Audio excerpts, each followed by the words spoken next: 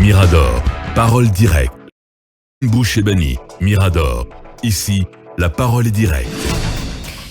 On parle à présent de la gestion des déchets à Conakry avec le maire de Matam, Ismaël Condé, qui prend donc la parole sur cette question. Bonjour et bienvenue, monsieur le maire. Merci beaucoup de l'invitation. C'est un plaisir d'être là aujourd'hui pour parler du quotidien des Guinéens. D'accord. On commence avec vous, Lincoln. Alors, l'actualité d'abord, c'est cette interdiction faite par les nouvelles autorités. Et on vous sait combatif politiquement. Comment avez-vous réagi à ce communiqué du gouvernement qui interdirait toute manifestation sur la voie publique jusqu'aux élections? Mais écoutez, il ne faut pas avoir de langue de bois. Toute privation de droit aux Guinéens doit être dénoncée. Il faut que les gens et les gens sachent que ici, dans ce pays, la liberté de manifester est un droit constitutionnel. Malgré aujourd'hui que la Constitution soit suspendue, la charte aussi prévoit que cette liberté soit accordée aux Guinéens. Mais il faut aussi que cette liberté soit encadrée. Parce que dans ce pays, il faut l'avouer quand même, on a fait trop de manifestations. Si aujourd'hui nous avons l'opportunité d'être autour de la table pour discuter, sans que ça cause du tort à d'autres aussi qui sortent tous les jours pour aller chercher leur quotidien, il faut privilégier cette voie aussi. On ne peut pas toujours être à la rue. Enfin, à un moment donné, il faut qu'on se retrouve ensemble, qu'on accepte d'être autour de la table pour discuter de nos propres problèmes sans que la CEDEAO, l'Union européenne, le G7 ne soient là. Les Guinéens doivent être assez matures pour discuter. Mais est-ce que cette opportunité est là? Est-ce qu'on a donné l'opportunité? Bien sûr que oui, il y a un cadre de dialogue qui a été créé quand même. L'opposition a insisté. De concertation plutôt, pas de dialogue. Oui, un cadre de concertation, c'est un cadre de dialogue par excellence. Quand on dit on va se concerter, c'est pas pour se battre, c'est pour dialoguer. L'opposition a exigé que ce cadre soit mis en place. Ce cadre a été mis en place. L'opposition a exigé que le CNT soit mis en place. Nous avons nous-mêmes envoyé nos représentants au CNT. Donc il y a quand même des couloirs de discussion, de lieux de discussion qui sont créés aujourd'hui.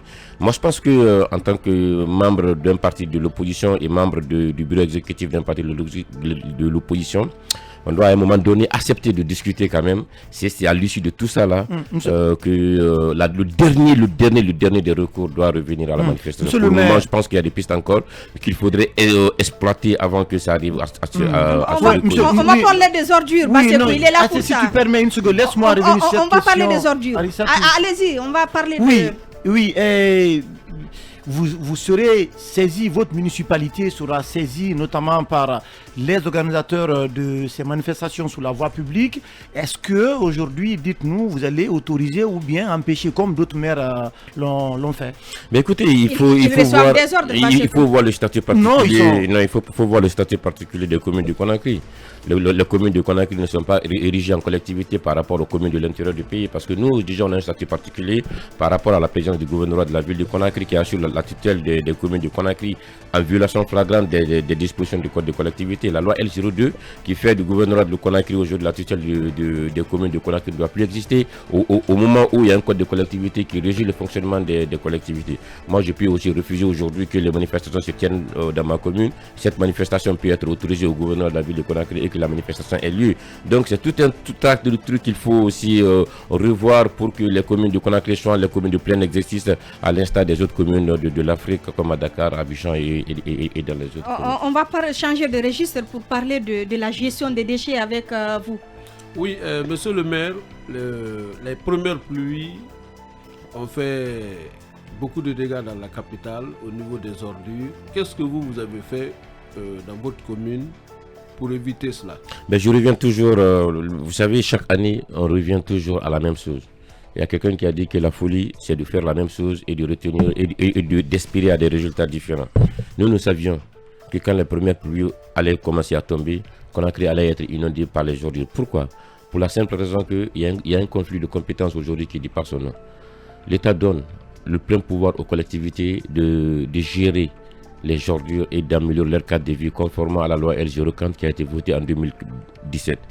Mais en même temps, il y a une loi de 2016 qui a créé l'ANSP, l'Agence nationale de salubrité publique, qui a pour mission la gestion des déchets et le transfert. En violation flagrante des codes de collectivité de 2017. Normalement, au moment où une loi a été votée, donnant la pleine compétence aux communes de Conakry de gérer les déchets, l'ANSP ne devrait plus être opérationnel, ne devrait plus être le maître d'ouvrage dans le cadre de la gestion des déchets. Mais malheureusement, l'ANSP continue à être le maître d'ouvrage et pire encore, il y a d'autres acteurs aussi qui sont venus se greffer, comme les trucs de l'Al-Bayrak, et le groupe Piscini qui gère aujourd'hui la fourrière de Dar es Salaam, la décharge de Dar es Salaam. Qu'est-ce qui s'est fait? C'est que les communes qui ont le droit, la pleine compétence de gérer le problème de salubrité dans leur commune ne gèrent plus rien. Moi, par exemple, aujourd'hui, si je veux curer un caniveau, je n'ai pas les moyens de le faire. Parce que les moyens que l'État devrait accorder à ma commune, ces moyens-là sont orientés ailleurs. Chaque mois, l'État déverse plus de 10 milliards de nos francs à Al-Barek pour nettoyer Conakry. 10 milliards. Entre 6 à 10 milliards que l'État donne à Al-Barek. Avec quel résultat finalement pour nettoyer les rues. Moi, mon budget annuel en 2022, je n'ai pas pu mobiliser 2 milliards. Alors que l'État donne chaque année plus de 100 milliards de dollars à Al-Barek pour assainir Conakry. 100 milliards de francs guinéens. 100 milliards de francs guinéens à Al-Barek pour assainir Conakry. Quand vous faites la péréquation, 100 milliards de francs guinéens, vous divisez par les 5 communes, ça fait 20 milliards. Aucune commune de Conakry n'a pu mobiliser 4 milliards par an depuis le début de leur mandature. Quelqu'un qui n'a pas mobilisé 4 milliards et l'autre à 100 milliards, qui doit assainir? Et nous aujourd'hui, quand moi je vais assainir, il faut que je fasse appel au gouverneur de la ville de Conakry qui me donne des subventions. Aujourd'hui, je suis en train de curer 2 quartiers. Le quartier de la Carrière après Kankankura, et je suis en train d'enlever les ordures qui ont été déposées sur la corniche sud du bas-fond de Dabondi jusqu'au dispensaire de Madina. Et comment je fais? Je fais appel à la génie, au génie militaire qui m'envoie un chargeur. Je demande à madame la gouverneure de m'aider à avoir le carburant et je demande à l'ANSP de m'envoyer un camion. Mais comment est-ce qu'on en est arrivé là? Comment est-ce que le gouvernorat et les communes ont pu laisser faire? Ben parce que y a l'État qui a décidé de créer une agence pour réguler ça. Il y a eu des financements. De 2017 jusqu'à 2022, il y a eu 116 millions de fonds mobilisés. L'Union européenne a mobilisé 116 millions de dollars 116 millions de dollars. 116 millions. L'Union européenne a mobilisé dans le cadre du 11e FED 46 millions de dollars pour la professionnalisation des déchets solides en Guinée. L'Agence française de développement a mobilisé 20 milliards dans le cadre du projet, 20 millions de dollars dans le cadre du projet sanitaire ville propre. Et la Banque islamique de développement a mis à table plus de 54 millions. Les 116 millions de dollars ont été faits quoi? Ces 116 millions de dollars ont été envoyés pour la modernisation de la filière. Parce que il faut qu'on se dise quelque chose. L'État ne peut pas subventionner à vie la gestion des déchets. Il faut que vous qui produisez les déchets, vous payez pour vos déchets au même titre que l'électricité, au même titre que l'eau. Mais on est habitué aux gens ici de mettre les bacs à conteneurs à côté et que les ménages viennent les ordures ménagères les ordures ménagères. Quand les bacs sont remplis, les ordures se retrouvent au sol et il y a le barré qui vient les ramasser parce qu'il y a un financement public. Le jour que le financement public tarisse, donc il n'y aura plus d'argent pour amener les bacs, il n'y aura plus de camions pour venir. Donc ça veut dire que c'était une mauvaise idée. C'est une très mauvaise idée parce que la bonne idée serait été quoi? La bonne idée serait été de revenir aux dispositions du code de collectivité locale. Que les camions qui sont aujourd'hui, il y a plus de 56 camions poubelles aujourd'hui qui sont stationnés au camp Alpha Diallo et plus de 40 bennes pour le transport depuis plus de 6 mois. Le président de la République a donné l'ordre de donner ces camions aux communes pour assainir Conakry. Mais le projet a été filé comment? Le projet a été filé de donner ces camions encore à l'ANSP qui va donner aux Turcs pour que Conakry puisse continuer à être assaini, alors que la gestion doit être complètement donnée aux collectivités qui savent. C'est moi qui sais dans ma commune quelles sont les priorités à faire pour que ma commune soit propre. Malheureusement, les maires sont silencieux là-dessus. Ils ne sont pas silencieux. Et peut-être que vous voulez juste récupérer les fonds d'Al-Bayrak, vous aussi. Non, mais justement, c'est pas nous qui devons récupérer. C'est dans leur droit. Non, c'est la loi qui nous dit que nous devons récupérer ces fonds. C'est la loi qui nous dit que nous devons gérer notre propre gestion. C'est pas nous, hein. C'est la loi qui dit. La loi dit que parmi les compétences propres aux collectivités, il y a la question de salubrité. C'est-à-dire chaque commune doit mettre en place les meilleurs mécanismes pour rendre sa commune propre. C'est la loi qui dit ça. Qui a pris cette décision? Nous, on a bien envie de le savoir. Maintenant, monsieur le maire, la loi a été créée en 2016. La loi a été créée en 2016. La création de 2016 de l'ANSP, c'est un comité interministériel qui s'est réuni pour dire qu'il faut mettre en place aujourd'hui une violation de la loi. Une violation flagrante de la loi. Parce que les ordures étaient devenues quand même des sources de revenus. À un moment donné, on déboursait 36 milliards pour les opérations ville propre en Guinée. Et il fallait partager l'argent. Donc il y a 2 ministères qui se sont mis, il y a 3 ministères qui se sont mis ensemble pour que l'Agence nationale de salubrité publique soit mise en jour. Le ministère de l'Environnement, le ministère de la Ville et le ministère de l'Urbanisme et de l'Habitat. À l'époque, l'ANSP était logé au ministère de MATD. Avec sa création, il a été relogé. Attention, vous avez répété 2 fois le ministère de la Ville. Le ministère de la Ville. Celui de l'Habitat, c'est le même département. Le ministère de la Ville, le MATD et le ministère de l'Environnement. C'est ces 3 ministères, oui. C'est ces 3 ministères qui se sont réunis pour mettre en place l'Agence nationale de salubrité publique à travers un comité interministériel en 2016. L'agence a été créée. L'agence, jadis, était logée au ministère, au MATD. Avec sa création, il a été enlevé au MATD pour envoyer au ministère de la Ville. Quand le CNRD est venu, le CNRD a pris encore l'agence du ministère de la Ville pour le ramener encore au ministère de l'Environnement. Mais il y a des choses qui sont en train d'être faites, il faut l'avouer. Le nouveau ministre est un ministre qui est issu de la décentralisation parce qu'il a fait toute sa carrière dans le développement local. Mais on constate quand même un lenteur qui dit pas son nom, parce qu'aujourd'hui, il y a une direction complète qui a été créée qui sera chargée du transfert de tous les 10 blocs de compétences que la loi a prévu aux collectivités et jusqu'à la régionalisation, c'est-à-dire la suppression du gouvernement de la ville Conakry pour créer un maire commun pour l'ensemble des 5 communes. C'est prévu dans la refondation de l'État. Mais pour le moment, qui s'occupe du quotidien des Guinéens? C'est les communes, c'est l'Albarec, c'est l'ANSP, c'est un flou total. Ce qui fait aujourd'hui... En fait, moi j'ai envie de vous demander, monsieur le maire, est-ce que vous avez entrepris des démarches auprès de nouvelles autorités pour notamment voir comment vous pouvez être rétabli dans vos droits en ce qui concerne vos compétences donc, qui ont été ramenées ailleurs. Et puis, cette utilisation, les 116 millions donc, de dollars également, est-ce que vous avez une idée de l'utilisation de ces fonds au regard quand même du visage désastreux que présente la ville de Conakry après les premières pluies? Effectivement, nous avons rencontré notre ministre, qui est le ministre de l'administration du territoire et de la décentralisation, pour lui dire que aujourd'hui, les communes la décentralisation n'est pas allée au bout de la réforme de l'idée envisagée par la loi L040. Il en est conscient. Il a dit qu'il en est conscient. C'est pourquoi lui-même, dans la refondation du ministère de l'administration, il a créé une direction express qui aura pour mission de faire en sorte que les communes de Conakry soient les communes de plein exercice. Par rapport à l'utilisation des 116 millions, aujourd'hui, il y a les travaux qui sont en train d'être faits quand même. Hein. Il y a un schéma du directeur de la gestion des déchets du Grand Conakry qui a été élaboré. Il y a les machines qui ont été achetées. Il y a une décharge qui est prévue en construction à Koya, dont le financement est bloqué, est complètement donné. Il y a les machines qui sont là aujourd'hui. Tout est là aujourd'hui. Qu'est-ce qui manque? C'est une volonté politique qui manque aujourd'hui pour faire en sorte que tout l'investissement qui a été fait soit mis à la disposition des communes de Conakry. L'argent qui est donné au Turc Al-Barek, que ces moyens soient dotés aux communes pour que ces communes soient à l'idée et à l'esprit de la loi L040 pour que les communes puissent enfin se doter. Moi, quand je suis venu à la commune de Matam, qu'est-ce que j'ai fait? J'ai mis en place un schéma directeur communal de l'assainissement. Ma commune compte 24 quartiers. J'ai subdivisé ces 24 quartiers en 6 zones. Et dans chaque zone, j'ai mis en place l'idée de création des ZTT, des zones de tri et de transfert.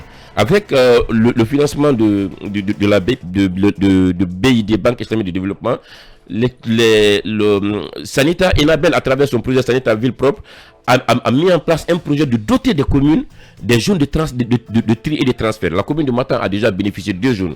Maintenant, il me manque 4 zones à mettre, mais je n'ai pas de place. Aujourd'hui, quand je veux trouver une place, un terrain pour construire ces zones, j'en ai pas. J'ai cherché partout, j'ai écrit au ministère de la Ville, j'ai écrit au ministère de l'Administration. J'ai dit, ils veulent me doter un lieu où je peux faire la pré-collecte, mais j'en ai pas. Aujourd'hui, qu'est-ce que je fais? J'ai pas de camion, j'ai pas de budget parce que les comptes sont gelés depuis 2005. Même les plans d'urgence qu'on faisait avant pour préparer l'arrivée des grandes pluies, nous ne pouvons plus le faire parce que le compte de toutes les collectivités de Guinée sont gelés. Ce qui fait que cette année encore, si les dispositions ne sont pas prises à temps, les dégâts peuvent être encore plus énormes que les années passées, parce que même les solutions d'urgence que les communes avaient l'habitude de faire les années passées, ils ne pourront pas le faire maintenant. Nul n'a été l'appui du gouvernement aujourd'hui aux communes de Conakry. Ça allait être une catastrophe que personne ne pouvait imaginer. Alors, pour vous, Il n'y a pas de tyran de l'État à récupérer du côté de la commune de On Matam. n'en a pas, Pour malheureusement. vous, monsieur le maire, pour vous, la solution serait donc peut-être de supprimer l'ANSP, de retransférer les fonds de l'ANSP aux collectivités, et vous pouvez vous assurer, vous pouvez répondre aux attentes de la salubrité Au publique. moins les coupables seront. Si ça ne marche pas, on dirait que les communes n'arrivent pas à le faire. Mais aujourd'hui, qu'est-ce qui se fait? Tout le monde accuse les communes de Conakry, que Conakry est sale. Mais sauf que les communes de Conakry ne gèrent pas un seul fonds public aujourd'hui dans le cadre de gestion de ces déchets. Au moins, quand les compétences seront transférées, les fonds sont mis à disposition et qu'il y a un manque criard de résultats, on pourra manifester maintenant contre les maires pour dire que vous êtes là, vous ne faites pas parce qu'on vous donne les moyens, on vous a doté tous les moyens nécessaires pour que vous rendez le cadre de vie de vos collectifs, de vos concitoyens agréable, vous n'arrivez pas. Mais aujourd'hui, on nous accuse de quelque chose que nous ne dirons pas. Mais monsieur le maire, l'autre question, c'est les préoccupations des citoyens. C'est-à-dire que vous avez des communes aujourd'hui qui sont totalement impuissantes. Vos compétences et les moyens ont été transférés à d'autres structures.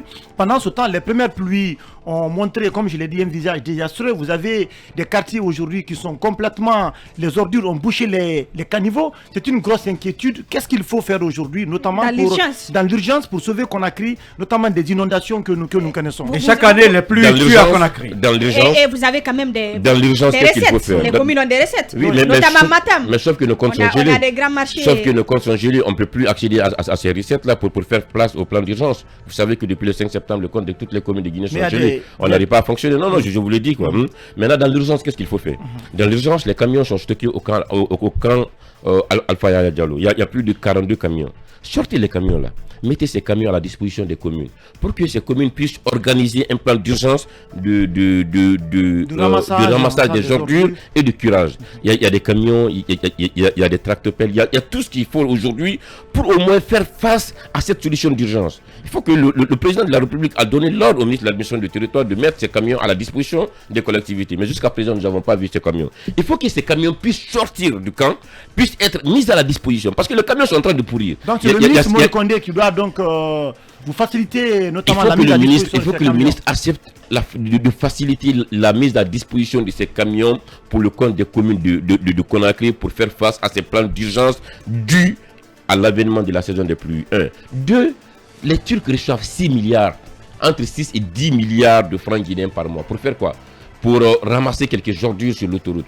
Il faut que ce contrat soit revu. Les financements aujourd'hui, les moyens donnés aux Turcs Al-Barek aujourd'hui, qu'une partie de ces moyens soient donnés aux communes. Parce que imaginez pour l'assainissement dans les quartiers. Pour l'assainissement dans les quartiers. Parce qu'on ne peut pas donner que l'argent pour l'autoroute et pour la route des Princes.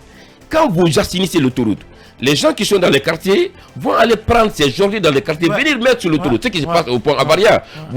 Entre le pont Avaria et le pont de Madina, vous savez qu'il y a tout le temps des ordures. Les ordures, c'est quoi? C'est les commerçants de Madina, parce qu'il n'y a pas un système efficace de gestion de collecte. Donc, comme ils savent que les Turcs viennent ramasser sur l'autoroute, chacun vient déposer les ordures sur l'autoroute. Ça veut dire que les Turcs vont passer la nuit à nettoyer, mais le matin encore, il y a plus d'ordures que la veille. Pourquoi? Parce qu'il n'y a pas un plan efficace de gestion de pré-collecte. Il faut que la pré-collecte soit une obligation, que les ménages payent pour les ordures qu'ils font. Et nous, à la commune de Matam, nous sommes déjà organisés. Avec l'accompagnement de Enabel, nous avons déjà identifié 5 groupes de PME pour les dispatcher dans les 24 quartiers de notre commune pour rendre l'abonnement obligatoire. Comme nous avons vu que l'abonnement, les ménages refusent de s'abonner, qu'est-ce qu'on fait? On s'est retrouvé au conseil de ville, autour de la présidente du conseil de ville, qui est madame le gouverneur de la ville de Conakry, avec les 5 maires, pour mettre en place un plan de répression contre l'insalubrité. Il y a un document qui a été voté par l'ensemble des 42 conseils de ville de la ville de Conakry pour dire que désormais, l'abonnement est obligatoire, mais le refus de s'abonner, il y a une pénalité qui sera maintenant donnée aux ménages qui refuseront de s'abonner. Le mardi, nous allons lancer officiellement la brigade verte de la ville de Conakry, la brigade de répression contre l'insalubrité pour la ville de Conakry. C'est pas la première fois, ces brigades-là ont été lancées. La brigade verte, non, mais qu'est-ce que ça a donné? C'est pas la brigade, j'ai dit la brigade verte et la brigade de répression, c'était pas la première. La brigade verte a été créée. Oui, quand Mathurin était là. C'est simplement les moyens qui vous manquent, on n'a plus qu'une minute. C'est les moyens qui nous manquent, il faut que ces communes-là soient accompagnées et que les moyens soient mis à notre disposition pour que nous pouvons mettre en place la politique que nous nous sommes engagés vis-à-vis de nos concitoyens quand nous serons élus, comme nous allons faire pour assigner leur cadre de vie. En tout cas, les pluies, chaque année, l'année dernière, ont tué plus de 10 personnes. Malheureusement. On espère que cette situation sera évitée. Ismaël Condé, maire de la commune de Matam, grand merci d'être passé dans ce studio pour parler donc de la problématique de la gestion des déchets à Conakry. Grand merci également à l'équipe technique, Kalila Wada et Tidiane Kamara. Merci à tous nos chroniqueurs, Ibrahim Assouri Lenkon Souma, Basekou, Emmanuel Milimono, Kabine Fofana, Nou Balde et Aboubakar Sako. Mirador revient lundi avec Mamadou Diallo.